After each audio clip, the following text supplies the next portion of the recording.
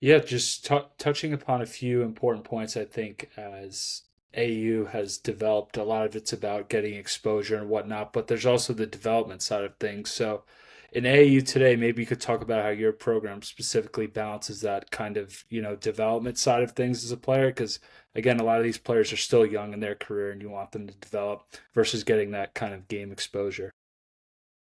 Yeah, it's a great point. And a lot of people like to get on social media and harp about less games, more skill work. And it's like I couldn't agree more. You have to have skill work. You still got to compete though. None of that if you can't go out there and compete. I don't think you need to play 9 games in a weekend. That was maybe we did that back in the day, man. We used to play six, seven, eight. We're limited now to 2 games a day in live period play, which is perfect, right? If you do that, oh, that's a lot of games. But man, the system has to afford opportunity for these kids to be seen. How I think we can differentiate, and we try to every year, and I believe we've had success with that in terms of skill development. We're going to do skill work right away in the gym, right off the bat. But what I tell our guys is, if you're a sophomore or junior program and you don't know what skill development program you need to be on off the court on your own time, come, we'll help you. High school, but I'm more than happy to help. Tell you what I think you need to get better at, the things you're really good at that you need to get great at. However, if we get you 3, 4 hours a week, I'm not going to spend a lion's share of our time as a team working on all of your individual skills. We get shots right away, game speed, game spots, game shots right away, get a lather going.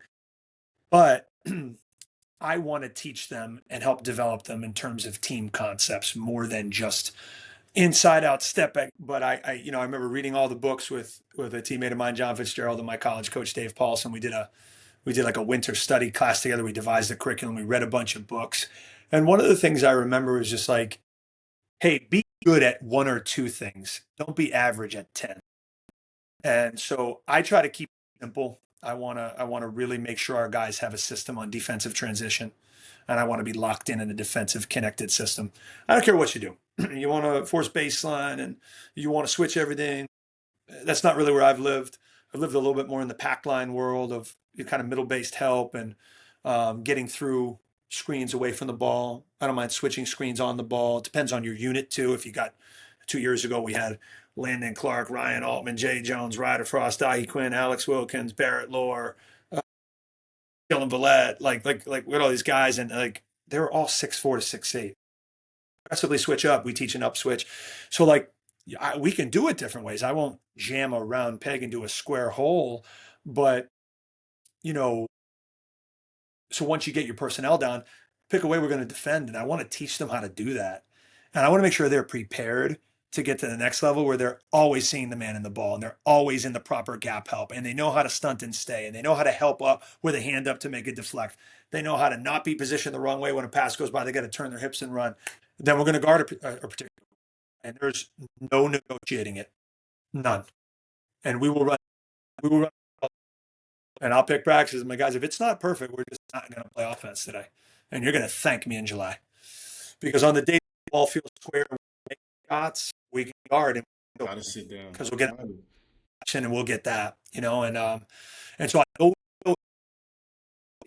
I want to develop their minds and help train them in concepts on both ends. College coaches have complimented our program for a long time for just that. They're ready to play when they get here. They and it. There's not a mental lag. Hey, he needs to get strong, but he's gonna get in. And oftentimes, hey, like we were a guy from this other used wasn't ready to play, and I'm not happy that kid wasn't ready to play. But I think it's part of my job to do my best to make sure they're ready to play. And they may not like me stopping it again because they weren't in the right spot again. But I think someday when they're on a podcast, they'll remember what I was barking at shell drill.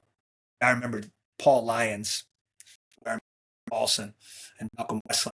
I hope they do. And I hope they think on it fondly the way I do and say, I would give anything to go back to the worst practice I ever had because it was. So that's how I think about development. We're laughing because obviously we were RPI. Coach Mark Gilbride, one of the best coaches I've ever had, but he really hones on the defensive end. And when you say Yeah. again, again, it, like you said, you can't be perfect, but you're trying to get to that level of perfectness. So obviously, like Yes. you're getting killed every single day on the defensive end, but Yes. it does translate. Shots aren't gonna fall every time, and that's just how it is. Basketball, it's not perfect, but you can sit down and try your best and try to stop somebody every single time down, and Every time. every Yep. time down. You can go as hard as you can. You can work on the technicals, be in the right spot. That's why me and Steve are both laughing because we were like we went through that for years. Yeah. Gilbride, his dad was a coach when I was there. I played against him. Yep. I forgot about that. Coach, Yep. Stack love there up at Bowdoin.